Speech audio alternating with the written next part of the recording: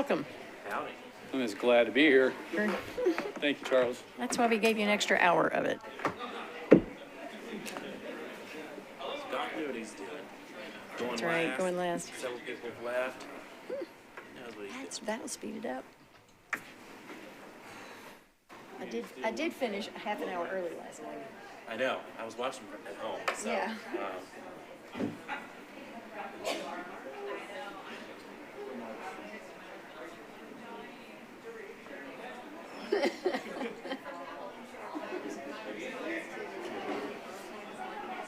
Oh.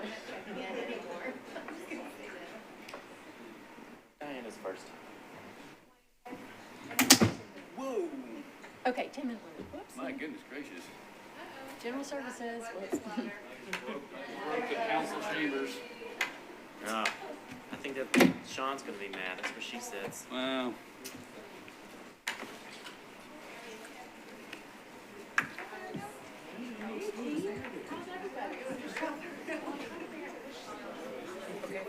Yes. Well, Amanda, why don't you can sit in this? John, join us, brother. Welcome, glad to have you here. So we saved the best for last. Mr. Potter, if you will introduce your team. Not true. Whoops, I should have waited 2 minutes to say that. They've all been fine presentations. We appreciate y'all doing the culminating information session here. So the questions we want to know are, will this budget allow you to fulfill your mission to the city? And if you have other needs, please let us know what they are and we'll do our best. And with that, I will turn it over to you, Mr. Potter, and let you introduce your team and tell us what your budget looks like. Thank you, Madam Chair. Good evening, everyone. I want to introduce my colleagues up here with me. Amanda Deaton-Moyer, our CFO. She and I are going to do this presentation together. We have John Honeysucker, Shanna Whitelaw, Sharon Smith, Jim Snyder, Sonia Allman, and Andrew Walzak. Y'all probably haven't met Mr. Walzak. He works for Amanda, and this is his first budget presentation, so he's overtly excited to be here. So we're going to talk water, wastewater, stormwater, and then we'll save the most interesting topic for last, waste services. But the fundamental message that we're delivering tonight is that in all of our processes, water, wastewater, stormwater, and waste services, we're looking for long-term deliverability, risk reduction, and sustainability. And those goals are reflected in this budget request. The good news on the water, wastewater side is we maintain regulatory compliance this year. And a lot of our focus this year has been on waste services, but on the drinking water side, we finished another year without a Safe Drinking Water Act violation. And we make, on average, about 100 million gallons of water a day. And we'll go into that in a little more detail, but that's a spectacular accomplishment. And we have significant capital projects in progress, and I want to talk about them a little bit because it does tie directly into the O&M part of our operations.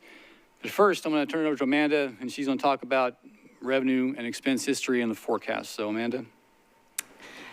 Thank you, Mr. Potter. So we like to start with revenue, and I'll talk about this with water services, then stormwater, and then waste, in that order, revenue and expenses. So in FY21, Metro Water recorded about $309 million in revenue, and we're on track to record $324 million this year.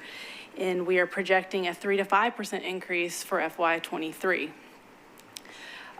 This aligns with our projections that we did in the cost of service study that we brought to you a couple years ago, and it is still aligned with the capital plan that we presented in that budget or in that study.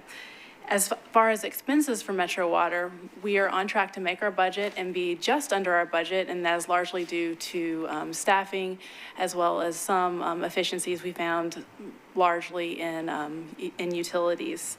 And the increase that we're asking for this year would take our budget to $162 million. Last year it was the current year that we're in right now is $152 million. Moving on to stormwater, the revenue for stormwater is really interesting in that it stays very, very flat because it's fee-based and it's a direct fee. So that revenue remains flat at about $36.5 million. This year, the expenses are going up largely in part because of our debt service that is paid out of our operating budget. And the last rate increase, I always like to remind everyone, for stormwater was 2017.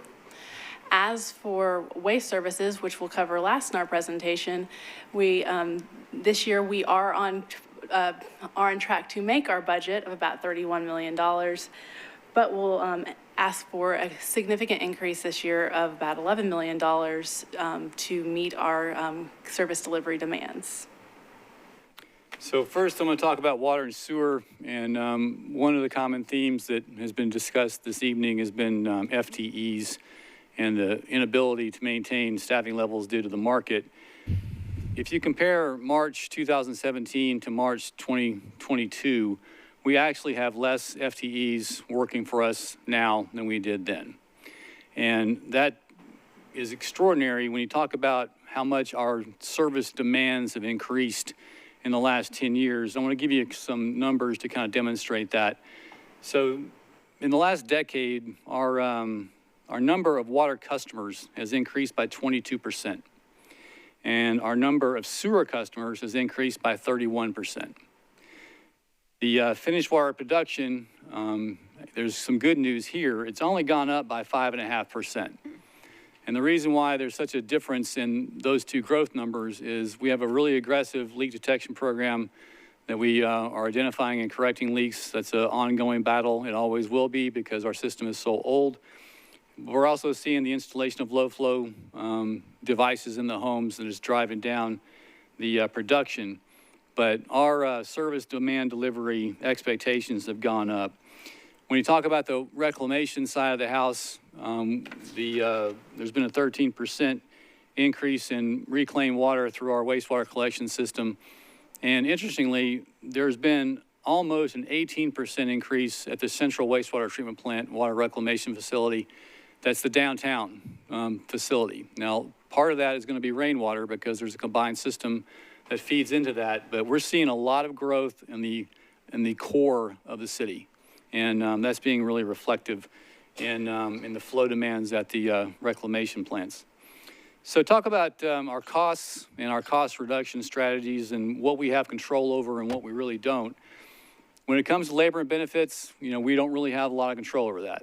The market is being as brutal to us as it is to others when it comes to our inability to hire specifically trades and laborers and operators.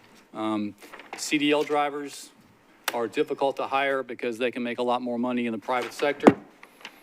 And we're just seeing a real difficult challenge in maintaining our staffing to the levels that we want.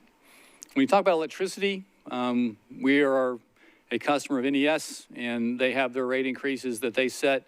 So our cost reduction strategies revolve around managing our electrical demand the best we can.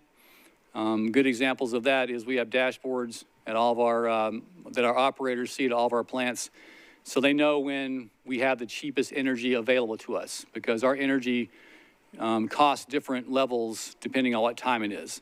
So good example is we don't make big pump changes, big motor changes at 2 o'clock in the afternoon. We do them at 11 o'clock at night. We also are really aggressive in pursuing solar power, and we've had really good success in that. We brought online our second, I would say, major array at the central plant this week, actually. And we've got an array that's going online out at Whites Creek, and we'll be building an array at Alejandro and what we call Alejandro South, which is on Lebanon Road. So we think solar is the future, and we love solar power because we sit there and we make megawatts of electricity, and we don't burn any coal, we don't burn any natural gas, we don't burn any oil, and all of the byproducts therein. Talk a little bit about the non-glamorous side of water reclamation, and that's biosolids. The facility on 2nd Avenue, when you come to our administration building on the right, it looks like a Jiffy popcorn thing. That's our biosolids facility. And what we do is we take the solids from the reclamation process and we turn them into a beneficially reusable fertilizer that we sell. And give you an idea of how much we have increased our capacity in using that is we've gone up by 46% in the last 10 years on the biosolids beneficially reused. And we've actually earned $2.3 million. But mostly, importantly, we have reduced our sludge hauling expense. In 2006, we spent $2.7 million, and in 2021, we spent $19,000 at Central. So we've diverted 196,000 tons of biosolids at the Central plant. So now I want to talk a little bit about risk reduction, reliability, and sustainability. A lot of people ask me, and Council Member Allen asks me often, are we preparing for the growth of the city of Nashville? And do we have an adequate water supply and wastewater treatment capacity available? And the answer is yes. We started in 2017 a process that is culminating now in a design that we're calling process improvements at the water treatment facilities. So the good news is we're going to increase capacity by 25 MGD, million gallons per day, at both Omohundro and Cara Harrington. So we're going to increase from a total ability to make water from 180 million to 230 million. Today, I'll go back. In February of a normal year, we make about 85 million gallons of water a day. Today, we were making, at one point, we were pushing 127 million gallons. Now, that's a spot production level, because we talk about maximum daily flow, and we talk about maximum daily production. The 127 was a maximum daily production, so we'll end up making about 120, but we're only in May. And my personal opinion is that we're setting ourselves up for a drought this year because it's been so incredibly dry. And those numbers may grow to the 140s and even the 150s, because we have hit 156 in the last drought of 2017. Our distribution system has been improved since then. We feel very confident in our ability to provide the citizens of Nashville with their drinking water, but obviously what the problem is irrigation demand. And when everybody turns their irrigation system on Monday, Wednesday, Friday at 5:30 a.m., it puts a big spike in the system. So we may be in July, in August, if we have that kind of demand going on, we may be coming to the citizens and asking them to stagger things like that. So that's one example why we're building capacity, is we're building capacity for irrigation in a lot of cases. And that may, you have opinions on that, but we're building a lot of capacity to put fluoridated water on the ground. We're doing an optimization project at the Central Water Reclamation Facility that's going to increase capacity dramatically from 250 to 350 MGD for regular flow, but it'll increase capacity for peak flow to 440 MGD from 330. So that's going to give us a lot of growth availability for the Central plant. It will also put us in a better position regulatorily so we can be more in compliance with what we call the 9 minimum controls that's required by EPA. There's a building on 3rd Avenue that's going up that's going to be really pretty. We call that the headworks facility. And David Tucker and I were discussing that yesterday, that on occasion, and I'm not making this up, there are things that come into the headworks facility at Central that are shocking. David has seen a front end of a car. He's seen shopping carts. He's seen everything you can imagine that has showed up at the headworks of that facility, and it tears up our equipment. So we're building a lot of a capacity to protect our O&M expense by eliminating the damage that would be caused by those bowling balls and things like that come through. I also want to make a pitch right now. Flushable wipes are not designed to be flushable, okay? That is the misnomer of the century when it comes to wastewater treatment. They are not flushable. Technically, I guess they are flushable because people flush them. But we're asking them don't flush flushable wipes, okay? They do damage to our stuff. So the last project I want to talk about from a water quality perspective that's important to note is 8th Avenue Reservoir. We're doing a project at 8th Avenue that is going to eliminate a spectacular risk that we've faced since 1910. In that facility has been full of water, 55 million gallons of water, and all the pressure has been leaning against those walls at 8th Avenue Reservoir. We're building what we call a tank inside a tank that's going to relieve the pressure on those walls, improve water quality, and eliminate that risk. We're also going to maintain the historical accuracy of that reservoir, and we're going to restore it to its original specifications in phase 3. Talk a little bit about stormwater. We've had a really aggressive and successful program on home buyouts. We remain committed to the statement that the best way to eliminate a risk for an injury to a homeowner or to a first responder for a chronic flooded home is to remove the home. And we've had success in that. We're going to continue aggressively pursuing funding for that. But Mr. Palco and his team, they do a lot of good work in buying those homes. Do want to talk about trees because we're aggressively planting trees. We have a great partnership with Root Nashville. Y'all all know Rebecca Doan and her zealotry involved in getting trees planted in the ground. Her enthusiasm is maintained, and we support that enthusiasm. So now we want to talk about waste services because that's the most challenging thing the department has faced in the last 12 months.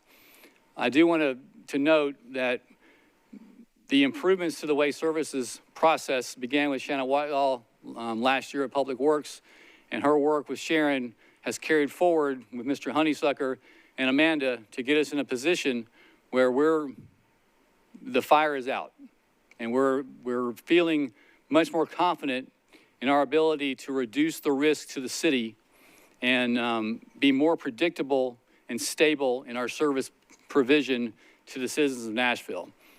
One number that I was surprised to hear is that we have 143,000 customers that we pick up trash every week. And the acceptable error rate is 0 because when they put their trash can at the end of the street, they want it picked up on time. And we agree with that, and that is our goal. But what we're going to do is we're going to do increased diversity in the availability of contract haulers and the improved ability for Metro Water Services to respond to emergencies. One of the topics that has been discussed in great detail is why don't we bring this all internally? Well, one thing we don't want to do is reverse the risk and take all the risk inside as opposed to having it outside. So we brought forth to the council the waste management contract recently. We're bringing a Waste Pro contract to the council in the next couple of weeks. And that's going to put us in a position where we'll have 4 providers in addition to Metro that are available to pick up trash. The good news is that today we found out at 8 o'clock this morning that there's no other bidders for the Red River contract that came forward. So it's called the stalking horse, which I really have no idea why it's called that, but it's called Platform Capital, and they're going to bring forth a proposal to us about how we transition the Red River contract to the new contract beginning on 1 July. So we feel good. We feel good about who these people are, but we're going to be very, very diligent about not putting ourselves back in a position where we put all of our eggs in one basket. Talk a little bit about fleet. One of the things we want to do is get a 6-to-5 ratio on fleet availability, so we have a 1.2 redundancy on fleet demand versus fleet availability, because we've got ourselves in a position now where fleet is not a big issue like it was. General Services is working hard to get our stuff repaired. We've also got a really good fleet delivery schedule from a capital perspective. So we feel good about where we are, and we feel good about how we positioned ourselves. So I'm going to turn it over to Amanda now to talk about some specifics on the waste management budget. So specifically, you see that this is a pretty significant ask for waste services this year. And one of the key pieces of this is for the collections increase, and that's about $6.7 million. And what we've done here is we've taken a look at the market. We've recently done an RFP. We understand what it takes in the market to actually get these services. A reason, but not the reason, that Red River is where it is because their rates were very low. And so we've taken the market rate that we have rendered and understood and placed it across all of our routes and understood that this is about the cost.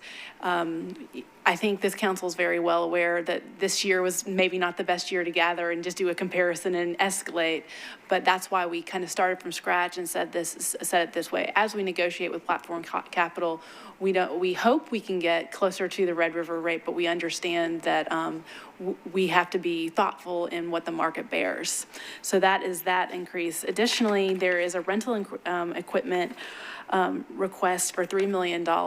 As Mr. Potter details, we are looking for a redundancy in fleet and looking at the best way to do that. The council's been very generous to be willing to allow us to do that in either an emergency or an ongoing way, and we are considering some good options there.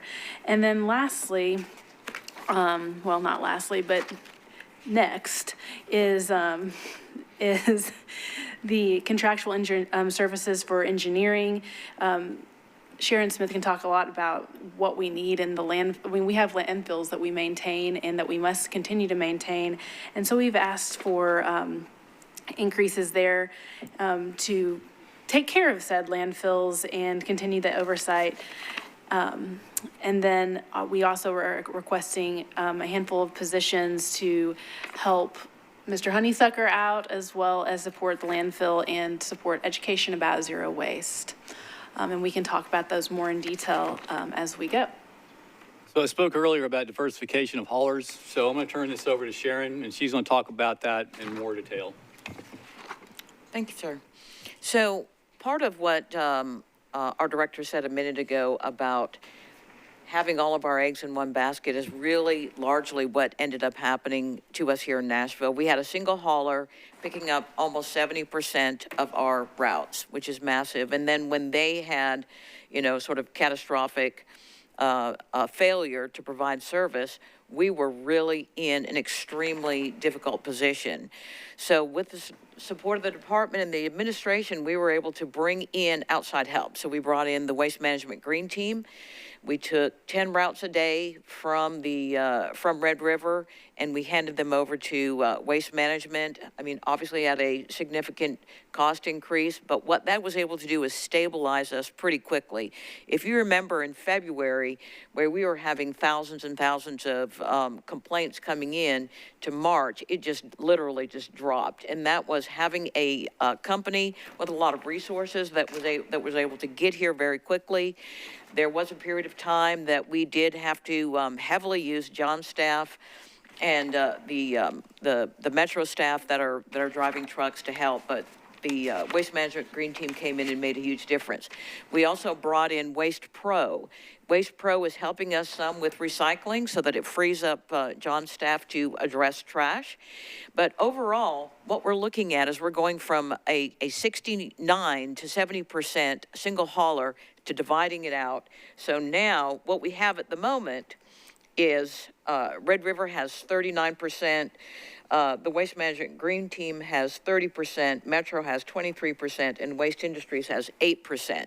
So you can see already that it is a lot more balanced. What we're looking to do next year is to balance it out a little further with Waste Management and bringing Waste Pro in. Right now, they haven't been helping us with trash, but their contract, we've completed negotiations, and as Director Potter said, it will be coming to you all in the next few weeks. They will be taking on some additional routes. So what we're looking at is more of the Red River contract at 39 or the new incoming contractor at 39. and then Waste Pro and Waste Management evenly at 26 each, and then, you've got the balance of the rest with Waste Industries and Metro. But we really feel like having companies with resources that go beyond Metros, but also at the same time, making sure that we keep Metro resources available.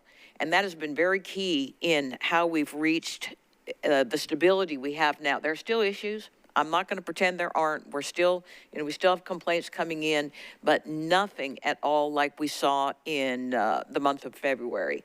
So what I hope everybody understands is that balancing this out means that we have waste management that could help in an emergency. Our new contracts allow for two things that we didn't have before. Number one, contractual emergency help.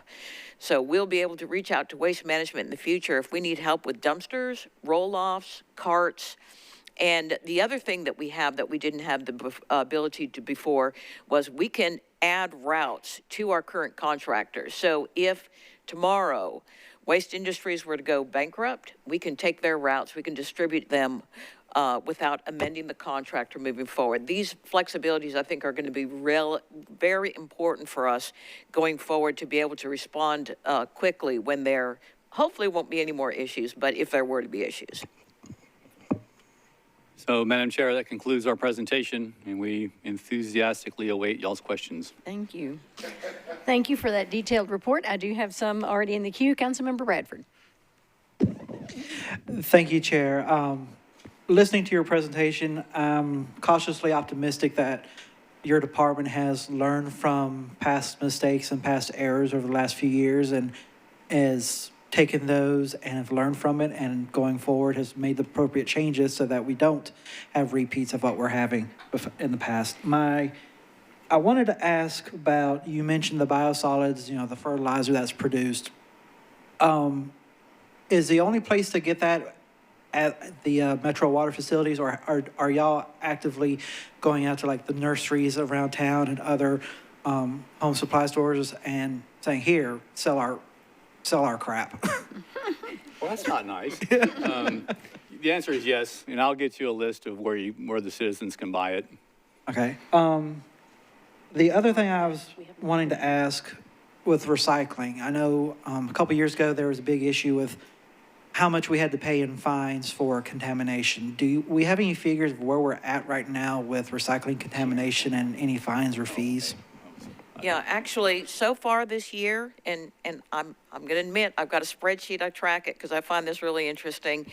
We did a huge push right before we came over to water services and continued after on recycling contamination, rolling out the app so people can look up easily on their phone.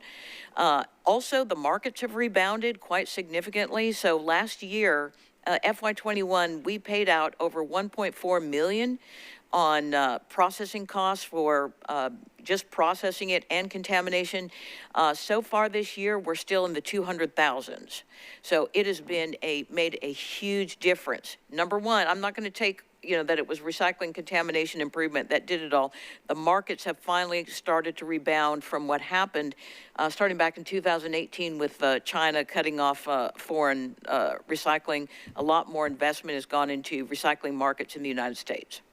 Well, and the follow-up on that, is recycling and waste services looking into doing more? I know some of our recycling we've had to ship to other cities to get processed. Are we looking at doing more in-house and looking at other options and technologies so that we can utilize some of the unusable plastics, like converting into construction material or whatnot? The short answer is yes. We are looking at everything, and I've seen presentations recently that are extremely exciting about getting deeply into our waste streams and beneficially reusing them. Okay. And just with the biosolids and everything, I would like to add too, are y'all doing outreach to like our neighborhood farmer markets, our community farmers markets, about setting up booths to sell the product at those as well? In addition to the listing that Mr. Potter and our team will get for you, we actually contract with a group called Tycoa who does market this for us directly, and we can kind of get something like a paragraph about what they do in that regard. Appreciate that, because I think if we can get more out there and let people know, hey, you can buy this stuff, it's buy local, but then it also supports your finances. Well played. Thank you. Like I've said before, we don't operate sewage plants, we're the sewage plants. Councilmember Nash. With the, sorry we kept you late. You do great work for us. With the potential closing of Middle Point landfill, what is our backup plan there? That's a great question. We have probably our best strategy is to kind of stick with what we currently have, which is a contract not for a landfill and disposal, but a contract for transfer station services. So what that means is that when waste from Metro is taken to the transfer station, the contract doesn't even say where it goes. It just says it goes to a landfill outside of Davidson County. So we are, and I've been trying to work to set up a meeting internally for us to talk with Republic, but I've had a lot of conversations with them, and they are committed to fulfilling their contract. We have 5 more years on that contract, and they have no doubt at this point that they will be able to take it somewhere. If Middle Point stops accepting out-of-county waste at the end of this year, they will continue to have to take it, and will take it at their transfer station in Nashville and take it to other landfills that they own or that other landfill companies own as well. And just to remind you, Councilmember, part of it is a reduction of the waste stream itself. And that, Sharon's been working that problem for a long time, and we're going to keep working that problem. Good news. Reduce, reuse, recycle. So question on that contract, and then Councilmember Henderson. Does that have a per mile hauling factor in there? I mean, will our costs go up, or do we have a flat rate that just adjust with inflation? We have and you all may remember, we actually brought this contract, Shanna Whitelaw and I brought this contract to council. I think it was early spring of 2021. I can't remember exactly when it was. And we actually gave them a one-time sort of correction. This contract has been in place for 20 years with a 2.5% increase every year. That's it. So for 20 years, they haven't been able to make any sort of adjustment. So we're doing an adjustment of several dollars a ton. They're going to go from about $41 a ton to $45 a ton. And then after that, we'll stick with 45 for 2 years, then it goes back to 2.5. But it is it's not a fixed rate, but each percentage of it, where you look at what's the hauling cost, what's the disposal cost, what's the transportation cost, is built in, and it's fixed rates that go up, 2.5% every year. So to answer your question, there's not a separate called out transportation fee necessarily that could be increased. I'm not going to say that they won't ask if it goes significantly further.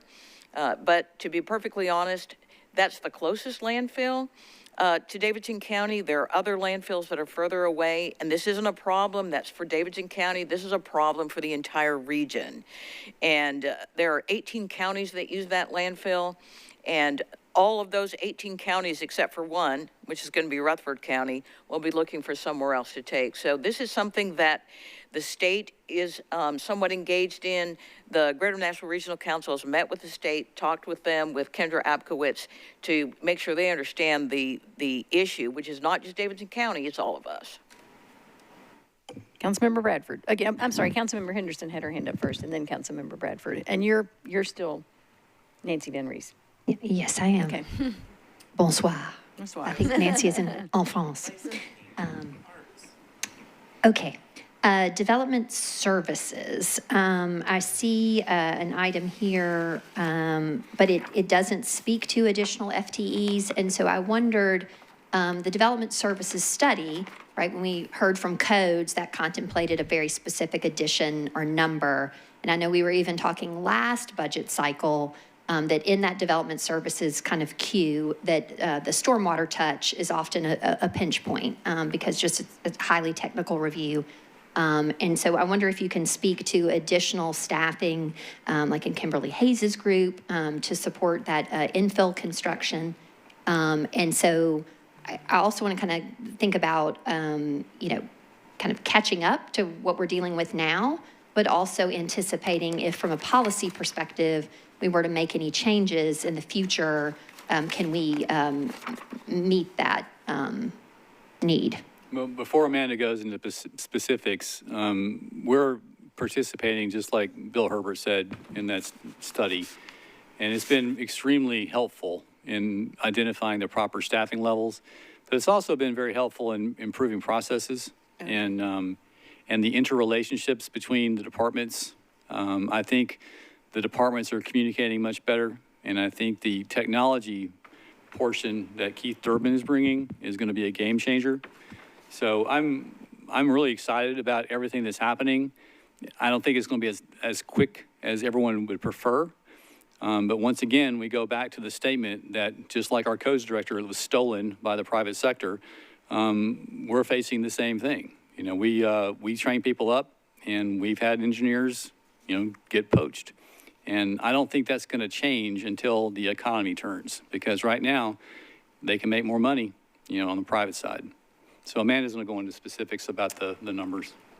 Thank you. So, Council Lady Anderson, there are specific numbers, FTEs you see in this budget, but I want to also identify that you also see just some numbers without people. And it is a little confusing. You know, you've heard a number of departments today say it's going to take us forever to hire them. So we started with the approval of OMB to start looking to hire them, knowing that we would have to ask for that now. Have we done all of that? No, we have not.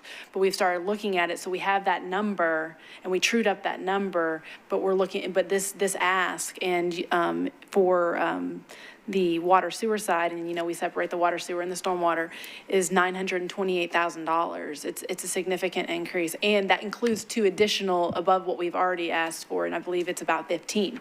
And on the stormwater side, Kimberly Hayes Group and so forth, it's 6. So It's 6. Okay, yeah. I appreciate that, because I saw a specific number on the water sewer side, but not a number. And that's good to hear, because I see the stormwater operational improvements, right? So routine maintenance, when you're looking at that number, so for development services, then that's 6. I believe so. And if I go back and I dream a little bit later and I find that it's different, I'll make sure Wake you up have in the middle of the night. exactly. It's only 5. Yes, exactly. Okay. So I'll make sure you have that exactly. I appreciate that, because I out in suburbia, I will tell you, the infill construction and just sort of the aggregating effect of 2-on-1, and then, you know, I feel like whether you want to characterize it as kind of gaming the system, but, you know, subsequent addition of, you know, extra driveway, and then the next year, my constituents often are fortunate, they add a pool. And so I feel like I am often dealing with sort of the knock-on effect of, you know, development after development. And I would say, you know, when I kind of look at my queue of kind of constituent services, like difficult problems to solve and get people help, there's a lot of stormwater there. And so, you know, Mr. Honeysucker's over in Waste Services and doing such an awesome job. But I would want to sort of speak to kind of figuring out a way to kind of, you know, it's community education somewhat. It's community engagement. I mean, helping people understand why this is happening. I feel like I've tried to facilitate community meetings in that regard, but, you know, stuff that's private property versus public. I do feel like, I don't know if my colleagues concur, but there's a lot in our inbox about stormwater aggravation. And I would appreciate if we're considering whether it's the touch at development services or just the kind of the community engagement piece, a little more intentional. Like sometimes I just need somebody to go out and help somebody out and say, aha, okay, here's what happened. Like this HOA happened, this. Maybe it is a private property thing that they need to deal with themselves, but folks just need a little more information. Like I am not a stormwater engineer, right? And I can sort of say, here's kind of what I think is happening.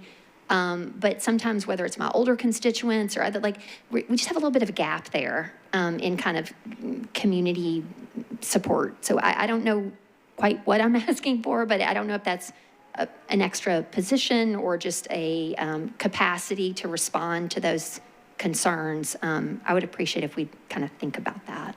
Clone That's a Ricky perfect Swift. choice. I'm sorry, perfect point. One of the things I like to point out is that our stormwater people in aggregate are in a perfect storm because we have on one hand a group that says we overregulate to death. And we have another group that says we underregulate to death. Right. So it's a perfect storm and they have to navigate that. So we believe, as you do, that we need to make it fair for everybody. And a lot of times that makes everybody equally mad. Understood, but sometimes that's kind of where we've got to be. Yes, So, ma'am. I appreciate that. Thank you. Good success. Any other questions? No, good. Oh, Councilmember Bradford. Councilmember Bradford, last question. I'll remember that. Okay. So at the conversation about the landfill, reminded me of some stuff I wanted to bring up. So with the contract that we have with current waste pickup, I know the issue we had with Red River a year or 2 years ago, one of the complaints was the traffic slowed them down from getting to the transfer center, so they weren't able to complete their routes. Do we have the ability in some of the contracts or maybe going forward to look at, instead of having trash pickup during the day when people are on, or when there's traffic on the streets, to, like some major cities, they do the trash at night when everybody's home, and so there's not as much traffic. Has that discussion gone on?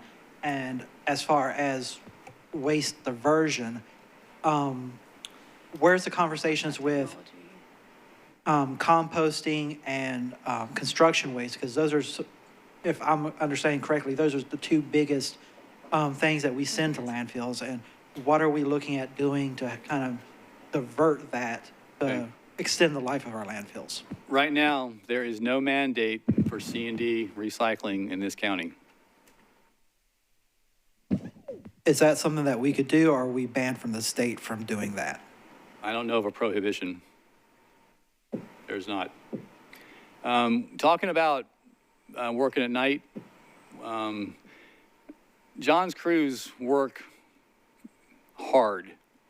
And for me to ask them to work at 2 a.m. may be a little much. So I understand your point, but that's a quality of life issue for the crews. And I'd have a hard time asking them to do that. Any other? And Sharon just told me there was a prohibition to doing it in residential areas. Before 6 a.m. in the morning. Thanks for that clarification. Thank you. Councilman Johnston. Thank you. I think water does a great job. It runs really efficiently, and I know customer service is one of the top departments, and so I want to thank you guys for the work you do. My district, and specifically, has had obviously some major challenges with the floods and stormwater and all of that, and so they obviously hear from me a lot. We've got a lot of houses to tear down and this and that and the other. So I don't really have a comment. I think, we've got some challenges with development services, and I think the technology piece of it is going to be really, really helpful. So I don't want to really elbow down into too much of it, because I think we've got some things coming online that are going to really help that. So I want to give that a chance. And so maybe next year, hopefully those improved processes and technology that we're implementing will alleviate that. What I wanted to say just in general, not specifically to water, but obviously includes water. This is more directed probably at Ms. Wilson over there, who's been very quiet. And I said this last year, and I just want to reiterate that we're having such trouble hiring and retaining folks, and a lot of it is the pay scale that I think is incredibly antiquated, and so is the way that we are studying that with other peer cities and things like that. I think I really hope that we are looking at studying the pay scales in the private sector, because that's who we're competing with. We're not competing with Charlotte. We're not competing with Atlanta. And especially our lowest paid employees, which are those are the ones we rely on the hardest. It's hard to get them because when you can go to Chick-fil-A and work for $18.50 an hour in air conditioning and probably get a free chicken sandwich versus coming and picking up litter on our streets or, all the very non-sexy jobs that we have that are critical. I'm hoping that we're not relying on directors to request these pay studies. I think it needs to be done across the board because we're going to continue to have this problem. And I understand that we have COVID and the whole world's been turned upside down, but this is something that's been coming even before COVID.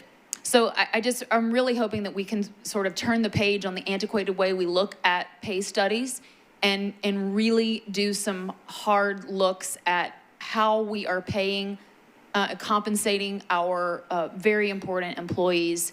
And I think one of my, what I want to do in this budget, obviously, not only looking at that, of course, it's probably too late for this budget, but the 4% COLA, I would like to move to a 5% COLA for everyone. I think that's super important. That's a budget priority list, but I just wanted to throw that out there. And Kristen's standing up, so can't wait to hear from her. Kristen, Thank you.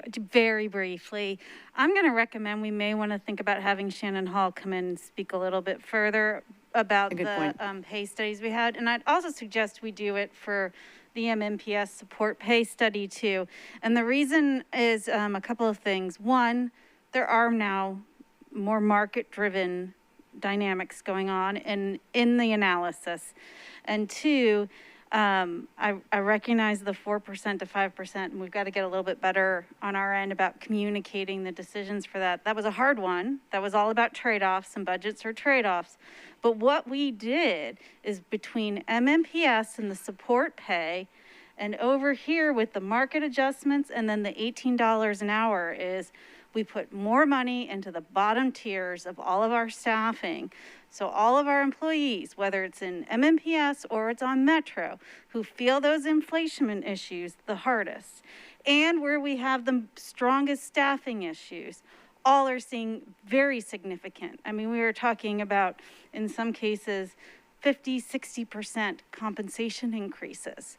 And so I just want to reassure you that we could have done across the board. We could have just stayed in an across the board world of here's the COLA. We focused heavily where we were having staffing issues, and we have the data on that, and where we saw our employees kind of at the lowest tier that were getting the most impacted. And so again, if you want to undo those trade-offs, you can undo those trade-offs, right? thank you. And I appreciate that explanation. Is that information something that's already on our SharePoint, or could that be on our SharePoint? Sorry, we're working on a fact sheet for you guys. Okay, that would be great, and just some. I'd recommend maybe a better conversation really about the methodologies with HR. That'd be great. We'll add them to the list somewhere. And I just want to. I think we've let everyone speak who wanted to. Hopefully, I want to thank Metro Water for being here, for hanging out for an extra hour before we even got to start, but it was well worth it. I will, reiterate what we've talked about that we would love for y'all to provide to Director Darby so that she can put it on our SharePoint, which is a list of where to buy the biosolids fertilizer and the number of FTEs for your Development Services, Stormwater, and then the Mayor's Office is going to provide us the fact sheet on the pay data. I also want to remind everybody that these important issues that you want ultimately need to end up in the wish list. So begin to send those documents to me. Obviously, I'll be filling out some as well. And we did hear some creative ways to do funding for employees from the Sheriff's Office, acknowledging that 20-somethings don't care a thing about their pension. So that just for that. All right, with that, yeah, then they care. It's too late. We are adjourned. Thank y'all for sticking around.